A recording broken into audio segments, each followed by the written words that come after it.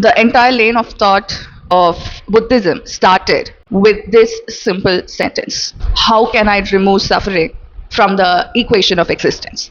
Is it worth removing? No, I'm not trying to romanticize suffering. I'm just talking purely in terms of a system working as a machine and suffering being one of the components in the machine. Here's the question: did the suffering make them wise? Or did the wisdom that emerged from how they related to the suffering did? Because if it is the second, suffering has no intrinsic value. Lottery winners have a high suicide rate. They got a reward without earning it. Leave the authenticity, only if I told for it, aside.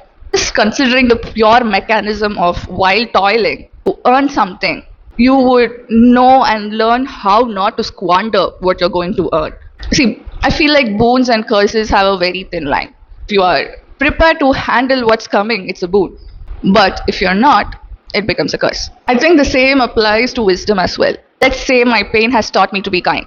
Only my experience will teach me how far being kind is acceptable in terms of kindness not becoming self-sabotage. You might want to object what I'm saying at first, but just walk with me. I'm not talking about deserving wisdom. I'm talking about the capacity to wield it.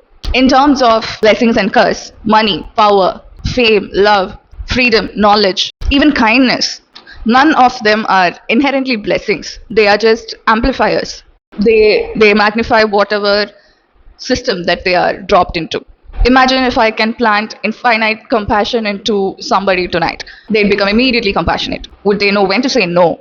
Would they understand reciprocity? Maybe not. Because the emotion isn't the whole skill.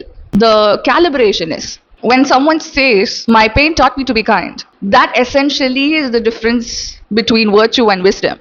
Virtue says be kind. Wisdom is understanding how far, to whom, when, how much, at what cost, towards what end. Pain didn't just teach you kindness, it taught you boundaries of kindness. Also, I'm not saying that it's the only way to acquire that. Watching someone else get burnt is another way. Reading history is another way. Stories, therapy, mentorship. Sure, pain and suffering can be powerful in terms of hardest kind of feedback, which you can't particularly ignore.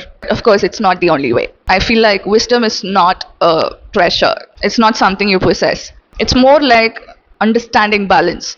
You don't learn balance by reading about balance. You learn by falling. Once you've learned it, you don't need to keep falling every day. The falls weren't valuable themselves. They are valuable because they taught your mind something.